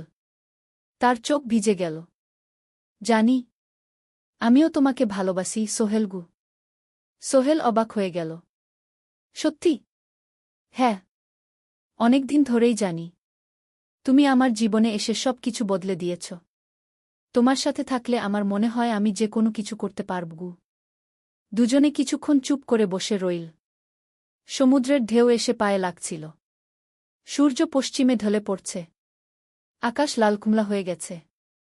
কিন্তু আমার বাবার সাথে কথা বলতে হবে কি? মিনা বলল। আমি তৈরি। যখন বলবে তখন বলবো। পরের সপ্তাহে সোহেল মিনার বাবার সাথে কথা বলল। আব্দুল হামিদ সাহেব প্রথমে একটু দ্বিধা করলেন। তুমি কোনো পরিবারের ছেলে? তোমার বাবা কি করতেন? সোহেল সব সত্যি বলল। তার বাবা ছিলেন স্কুল শিক্ষক। মারা গেছেন 10 বছর আগে। মা গ্রামে থাকেন। ছোট বোন কলেজে পড়ে। তুমি নিজে কি করো? আমি আলামিন কনস্ট্রাকশন কোম্পানিতে জুনিয়র অ্যাকাউন্ট অ্যাসিস্ট্যান্ট। মাসে 15,000 টাকা বেতন। আব্দুল হামিদ সাহেব ভাবলেন। তারপর বললেন, দেখো মিনা আমার একমাত্র সন্তান। তার মা নেই। আমি একা তাকে বড় করেছি। আমি চাই মিনা একজন ভালো ছেলের সাথে বিয়ে হোক। তুমি দেখতে ভালো ছেলে মনে হচ্ছে। কিন্তু আমাকে তোমার মায়ের সাথে দেখা করতে হবে। তোমার পরিবারকে জানতে হবে। জি আঙ্কেল। আমি ব্যবস্থা করছি। সোহেল খুশিতে আটখানা। সে সেদিন রাতেই তার মাকে ফোন করল। মাকে সব বলল। মা প্রথমে অবাক হলেন। তারপর খুশি হলেন। মিনা মেয়েটা কেমন? খুব ভালো মা। তুমি দেখলে পছন্দ করবে। ঠিক আছে। আমি আর ঋতু আসছি চট্টগ্রাম। 2 সপ্তাহ পর সোহেলের মা আর বোন চট্টগ্রাম এল। সোহেল তাদের নিয়ে মিনার বাড়িতে গেল। 2 পরিবার একসাথে বসল। মিনার বাবা সোহেলের মাকে দেখে খুশি হলেন। সোহেলের মা সহজ সরল ভদ্রমহিলা। আপনার ছেলে খুব ভালো। মিনা তাকে পছন্দ করে। আমিও রাজি গো, আব্দুল হামিদ সাহেব বললেন। আমার সোহেল সৎ ছেলে। মিনাকে খুব ভালোবাসে। আমি জানি ও মিনাকে সুখে রাখবে। কি? সোহেলের মা বললেন। বিয়ের তারিখ ঠিক হল 3 মাস পর। এই 3 মাসে সোহেল যথেষ্ট টাকা জমাবে। বিয়ে হবে সাদামাটা কিন্তু সুন্দর। 8ম অধ্যায়, নতুন পথ। 3 মাস কেটে গেল দ্রুত। সোহেল প্রতিদিন কঠোর পরিশ্রম করছিল। অফিসে তার কাজের প্রশংসা হচ্ছে। আলী সাহেব তাকে এখন ছোটখাটো প্রজেক্টের হিসাব দেখতে দিচ্ছেন। সোহেল তার সঞ্চিত টাকা দিয়ে বিয়ের আয়োজন করল। বিয়ে হল মিনার বাড়ির কাছের একটা কমিউনিটি সেন্টারে। খুব বেশি লোক আসেনি। 2 পরিবারের আত্মীয় স্বজন আর অফিসের কয়েকজন সহকর্মী। কিন্তু অনুষ্ঠান ছিল খুব সুন্দর। সোহেল যখন মিনাকে বিয়ের পোশাকে দেখল তার মনে হল পৃথিবীর সবচেয়ে সুন্দর মেয়ে সে। লাল শাড়ি পরা, মুখে হালকা মেকআপ, কিন্তু তার স্বাভাবিক সৌন্দর্য ছিল আসল। বিয়ের পর সোহেল একটা ছোট্ট ফ্ল্যাট ভাড়া নিল। 2 রুমের ফ্ল্যাট, মাসে ভাড়া 5,000 টাকা। মিনা এখনও তার পড়াশোনা চালিয়ে যাচ্ছে। আরও 1 বছর বাকি গ্র্যাজুয়েশন শেষ হতে। সোহেলের মা আর বোন গ্রামে ফিরে গেল। মা বলে গেলেন, সোহেল, মিনাকে ভালো রাখিস। মেয়েরা অনেক ত্যাগ করে সংসার করতে গু। জানি মা গু। নতুন জীবন শুরু হল। সোহেল সকালে অফিসে যায়, সন্ধ্যায় ফেরে। মিনা সকালে কলেজে যায়, দুপুরে ফিরে রান্না করে, ঘর গোছায়। সন্ধ্যায় দুজনে একসাথে বসে পড়াশোনা করে, গল্প করে, টিভি দেখে। জীবন সুন্দর ছিল, কিন্তু চ্যালেঞ্জও ছিল। মাসিক খরচ, ভাড়া 5,000, বাজার 3,000, বিদ্যুৎ গ্যাস 1,000, মায়ের জন্য 5,000, মিনার কলেজের খরচ 1,200। মোট প্রায় 14,000 টাকা। বাঁচত মাত্র 1,000 খানেক। কিন্তু সোহেল হাল ছাড়ল না। সে সন্ধ্যায় একটা কম্পিউটার ট্রেনিং সেন্টারে পার্ট টাইম পড়ানো শুরু করল। সপ্তাহে 3 দিন 2 ঘন্টা করে। এতে মাসে আরও 3,000 টাকা আসতে লাগল। মিনাও বসে থাকল না। সে বাড়িতে বসে কয়েকজন স্কুলের ছাত্রছাত্রীকে টিউশন পড়াতে শুরু করল। মাসে 2,000 টাকা আয়। এভাবে কেটে গেল 6 মাস। দুজন মিলে পরিবার চালাচ্ছে, স্বপ্ন দেখছে। একদিন সোহেল বলল, মিনা, আমি একটা নতুন স্বপ্ন দেখছি গু। কি? আমি নিজে একটা ছোট্ট কনস্ট্রাকশন কোম্পানি খুলতে চাই। ছোট ছোট প্রজেক্ট নেব। বাড়ি মেরামত, ছোট বিল্ডিং বানানো, এসব। তোমার কি যথেষ্ট অভিজ্ঞতা আছে? আছে। আমি 2 বছর ধরে এই কাজের সাথে জড়িত। অনেক কিছু শিখেছি। আর আলী সাহেবও আমাকে সাহায্য করবেন গু। কিন্তু টাকা কোথায়? কোম্পানি খুলতে তো অনেক টাকা লাগবে গি। আমি জমাচ্ছি। আরও 1 বছর কাজ করব। তারপর চেষ্টা করব। মিনা তাকে সমর্থন দিল। তুমি পারবে। তোমার মধ্যে সেই শক্তি আছে গি। 9ম অধ্যায়, চ্যালেঞ্জের সময়। কিন্তু ভাগ্য সবসময় অনুকূলে থাকে না। সোহেল যখন স্বপ্ন দেখছিল নিজের কোম্পানি খোলার, তখনই একটা বড় সমস্যা এলো। আলী সাহেবের কোম্পানি একটা বড় প্রজেক্ট পেয়েছিল। একটা 10তলা বিল্ডিং বানানোর কাজ। কিন্তু প্রজেক্টের প্রধান ইনভেস্টর হঠাৎ পালিয়ে গেল। তিনি কোম্পানির কাছ থেকে প্রায় 50 লাখ টাকা নিয়ে গেছেন, কিন্তু কাজ শেষ হয়নি। কোম্পানি বড় ক্ষতির মুখে পড়ল। আলী সাহেব অনেক কর্মচারীকে ছাঁটাই করতে বাধ্য হলেন। প্রায় 10 জনকে চাকরি থেকে বাদ দিলেন। বাকিদের বেতন কমাতে হল। সোহেলকে আলী সাহেব ডেকে বললেন, সোহেল, আমি তোমাকে রাখতে চাই। তুমি বিশ্বস্ত কর্মচারী। কিন্তু তোমার বেতন কমাতে হবে। 15,000 থেকে 10,000। সোহেল মনে মনে চিন্তায় পড়ে গেল। 10,000 টাকায় সংসার চলবে কিভাবে? মায়ের খরচ, ভাড়া, বাজার সব মিলিয়ে তো 14,000 টাকা লাগে। কিন্তু সে কিছু বলল না। ঠিক আছে স্যার। বাড়ি ফিরে সোহেল মিনাকে সব বলল। মিনা চিন্তিত হয়ে গেল। এখন কি হবে? চিন্তা করো না। আমি পার্ট টাইম টিউশনির সময় বাড়াব। আর তুমিও বেশি করে টিউশন নাও। কিন্তু আমার তো পড়াশোনাও আছে গি। জানি। কিন্তু এখন এটাই করতে হবে গু। সোহেল সন্ধ্যায় আরও 2টো জায়গায় পার্ট টাইম কাজ খুঁজল। একটা দোকানে সন্ধ্যায় হিসাব দেখার কাজ পেল। মাসে 2,000 টাকা। আরেকটা জায়গায় সপ্তাহান্তে কম্পিউটার রিপেয়ারের কাজ পেল। মাসে 1,500 টাকা। মিনাও 3 জন নতুন স্টুডেন্ট নিল টিউশনে। তার আয় বাড়ল 2,000 থেকে 3,500-এ। কঠিন সময় ছিল। সোহেল সকাল 8টায় অফিসে যেত, সন্ধ্যা 6টায় ফিরত। তারপর একটু বিশ্রাম নিয়ে 7:30টায় বের হতো পার্ট টাইম কাজে। রাত 10টায় বাড়ি ফিরত। রবি সোমবার কম্পিউটার রিপেয়ারের কাজ। মিনাও সকালে কলেজে যেত, দুপুরে ফিরে রান্না করত, তারপর বিকেলে টিউশন পড়াত। রাতে খাওয়া দাওয়ার পর পড়াশোনা করত। দুজনেরই শরীর খারাপ হতে শুরু করল। সোহেল একদিন অফিসে অজ্ঞান হয়ে পড়ে গেল। ডাক্তার দেখাতে নিয়ে গেল।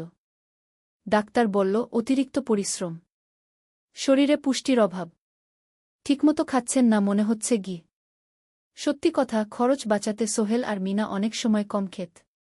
মাংস মাছ কিনত সপ্তাহে 1 দিন। বাকি সময় শাকসবজি, ডাল। মিনা সোহেলকে বলল, আর নয় সোহেল, তুমি এভাবে নিজেকে শেষ করে ফেলছ। আমার পড়াশোনা বন্ধ করে দিই। আমি ফুল টাইম চাকরি করি গিয়ে। না, সোহেল জোর দিয়ে বলল। তোমার পড়াশোনা বন্ধ হবে না। আরও মাত্র 6 মাস বাকি। তুমি গ্রাজুয়েট হবেই গু। কিন্তু তুমি আমি ঠিক হয়ে যাব। চিন্তা করো না গে। কিন্তু পরিস্থিতি আরও খারাপ হলো যখন সোহেলের মায়ের অসুখ হল। হার্টের সমস্যা। হাসপাতালে ভর্তি করতে হল। খরচ 50,000 টাকা। সোহেলের হাতে এত টাকা কোথায়? সে করিম মামার কাছে ধার চাইল। করিম মামা 20,000 টাকা দিলেন। বাকি 30,000 টাকা সোহেল একটা এনজিও থেকে ঋণ নিল। সুদের হার মাসে 2%। মায়ের চিকিৎসা হল। তিনি সুস্থ হয়ে গেলেন। কিন্তু সোহেল এখন ঋণের বোঝায় পড়ে গেল। প্রতি মাসে 3,000 টাকা করে কিস্তি দিতে হবে। সেই রাতে সোহেল আর মিনা বিছানায় শুয়ে কথা বলছিল। সোহেল বলল, মিনা, আমি মনে হয় ভুল করেছি। শহরে এসে বিয়ে করে তোমাকে কষ্টে ফেলেছি গু। মিনা তার হাত ধরল। না সোহেল, তুমি ভুল করনি। জীবনে এরকম খারাপ সময় আসে, কিন্তু এটা কাটিয়ে ওঠাই হলো আসল শক্তি। আমরা একসাথে আছি, একসাথে থাকব। সব কিছু ঠিক হয়ে যাবে। মিনার কথায় সোহেল একটু সাহস পেল। হ্যাঁ, হাল ছাড়া যাবে না। 10ম অধ্যায়, আলোর দিকে। 3 মাস পরে পরিস্থিতি একটু ভালো হতে শুরু করল। আলী সাহেবের কোম্পানি একটা নতুন প্রজেক্ট পেল। একটা স্কুল বিল্ডিং বানানোর কাজ। কোম্পানি আবার স্থিতিশীল হতে শুরু করল। আলী সাহেব সোহেলকে ডেকে বললেন, সোহেল, আমি তোমার কঠোর পরিশ্রম দেখেছি। খারাপ সময়েও তুমি কোম্পানি ছেড়ে যাওনি। আমি কৃতজ্ঞ। আজ থেকে তোমার বেতন আবার 15,000 টাকা গু। সোহেল খুশি হয়ে গেল। ধন্যবাদ স্যার। মিনাও গ্রাজুয়েশন শেষ করল। ভালো ফলাফল করল। সে এখন চাকরি খুঁজছে। একদিন মিনা একটা প্রাইভেট স্কুলে শিক্ষিকার ইন্টারভিউ দিতে গেল। ইন্টারভিউ ভালো হল। তাকে নিযোগ দেওয়া হল। বেতন 12,000 টাকা। সেদিন সন্ধ্যায় দুজনে মিলে একটা ছোট্ট পার্টি করল। একটা বিরিয়ানি কিনল, কোমল পানীয় কিনল। দুজনে মিলে খেল। আমরা পেরেছি সোহেল, মিনা বলল। হ্যাঁ, আমরা পেরেছি গু। এখন দুজনের মিলিয়ে আয় 27,000 টাকা। খরচ চালানোর পর প্রায় 10,000 টাকা বাঁচে। সোহেল এই টাকা দিয়ে লোন শোধ করতে শুরু করল। পার্ট টাইম কাজগুলো ছেড়ে দিল। শরীরের যত্ন নেওয়া শুরু করল। আরও 6 মাস পরে সোহেলের কাছে একটা বড় সুযোগ এল। আলী সাহেব একদিন তাকে ডাকলেন। সোহেল, তুমি কি নিজের ব্যবসা করতে চাও? স্যার, আমি তোমাকে একটা ছোট্ট প্রজেক্ট দিতে চাই। একটা 3 তলা বিল্ডিংয়ের কনস্ট্রাকশন। তুমি ম্যানেজ করবে, আমি শুধু সুপারভাইজ করব। লাভের 50% তোমার গু। সোহেল ভাবল, এটা একটা বড় সুযোগ, কিন্তু ঝুঁকিও আছে। যদি কাজটা ভালোভাবে না হয়? স্যার, আমি চেষ্টা করব। কিন্তু যদি ভুল হয়? ভুল হবে না। আমি তোমার উপর বিশ্বাস রাখছি। তুমি পারবে গু। সোহেল রাজি হয়ে গেল। এই প্রজেক্ট তার জীবনে টার্নিং পয়েন্ট হতে পারে। 11 অধ্যায়, স্বপ্ন পূরণের পথে। পরের 6 মাস সোহেল খুব কঠোর পরিশ্রম করল। প্রজেক্টটা ম্যানেজ করা সহজ ছিল না। শ্রমিক নিযোগ, ম্যাটেরিয়াল কেনা, কাজের তদারকি, সময়মতো কাজ শেষ করা, সব দায়িত্ব তার। প্রথম 2 মাস খুব চাপের মধ্যে গেল। একদিন একজন শ্রমিক কাজ করতে গিয়ে আহত হল। সোহেল তাকে হাসপাতালে নিয়ে গেল, তার চিকিৎসার খরচ দিল। এতে প্রজেক্টের বাজেট একটু বাড়ল, কিন্তু সোহেল জানত এটা করা দরকার।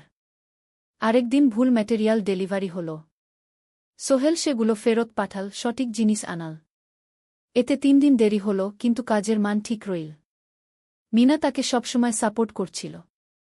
সে এখন চাকরিতে স্থিতিশীল। স্কুলের বাচ্চারা তাকে পছন্দ করে। প্রিন্সিপাল তার কাজে খুশি।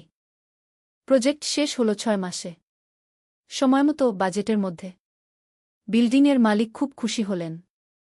তিনি আলী সাহেবকে ধন্যবাদ দিলেন। আলী সাহেব বললেন, ধন্যবাদ আমাকে না, এই ছেলেকে দিন। সোহেল পুরো প্রজেক্ট ম্যানেজ করেছে গু। প্রজেক্ট থেকে মোট লাভ হল 3 লাখ টাকা।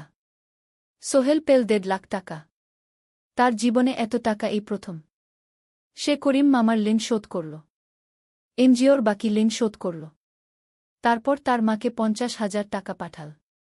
মা দিয়ে গ্রামের বাড়িটা একটু মেরামত করাল, বোন ঋতুর জন্য একটা ল্যাপটপ কিনল। বাকি টাকা দিয়ে সোহেল একটা ব্যাংক অ্যাকাউন্টে জমা রাখল ভবিষ্যতের জন্য। আলী সাহেব সোহেলকে আরও 2টো প্রজেক্ট দিলেন। এবার একটু বড়। সোহেল আত্মবিশ্বাসের সাথে সেগুলোও শেষ করল। 2 বছর পরে সোহেল সিদ্ধান্ত নিল, এবার নিজের কোম্পানি খোলার সময় এসেছে। দ্বাদশ অধ্যায়, নতুন শুরু। সোহেল তার সব জমানো টাকা দিয়ে একটা ছোট্ট অফিস ভাড়া নিল। 2 রুমের অফিস। একটা রুমে কাজের জায়গা, আরেকটায় ছোট্ট মিটিং রুম। অফিসের সামনে একটা বোর্ড লাগাল, Sohel construction and development. Mina তাকে সাহায্য করছিল। সে অফিসের অ্যাকাউন্টস দেখত সন্ধ্যায় স্কুল থেকে ফিরে। দুজন মিলে একটা টিম। প্রথমে ছোট ছোট কাজ নিল। বাড়ি মেরামত, দোকান সংস্কার, ছোট বিল্ডিং কনস্ট্রাকশন। কাজের মান ভালো রাখার চেষ্টা করল। সময়মতো শেষ করল। দাম ন্যায্য রাখল। ধীরে ধীরে সোহেলের সুনাম ছড়িয়ে পড়ল। মানুষ তাকে বিশ্বাস করত। তার কাছে নতুন নতুন কাজ আসতে লাগল। প্রথম বছর খুব কষ্ট হল। কখনো লাভ হতো, কখনো লস। কিন্তু সোহেল থেমে থাকল না। সে শিখতে লাগল ব্যবসা কিভাবে চালাতে হয়। দ্বিতীয় বছরে পরিস্থিতি ভালো হল। সোহেল এখন 3 জন স্থায়ী কর্মচারী নিয়োগ দিল। একজন ইঞ্জিনিয়ার, একজন সুপারভাইজার, একজন অফিস সহায়ক। তৃতীয় বছরে একটা বড় প্রজেক্ট পেল। একটা স্কুল বিল্ডিং বানানোর কাজ। 5 তলা বিল্ডিং। সোহেল পুরো মনোযোগ দিয়ে কাজটা করল। শ্রমিকদের ভালো বেতন দিল, ভালো ম্যাটেরিয়াল ব্যবহার করল, সময়মতো কাজ শেষ করল। স্কুল কর্তৃপক্ষ খুব খুশি হল। তারা সোহেলের কাজের প্রশংসা করল। এই প্রজেক্ট থেকে সোহেল প্রায় 5 লাখ টাকা লাভ করল। এই টাকা দিয়ে সে আরও ভালো একটা অফিস নিল। আরও কর্মচারী নিয়োগ দিল। এখন তার কোম্পানিতে 10 জন স্থায়ী কর্মচারী। প্রজেক্ট অনুযায়ী আরও শ্রমিক নিয়োগ দেওয়া হয়।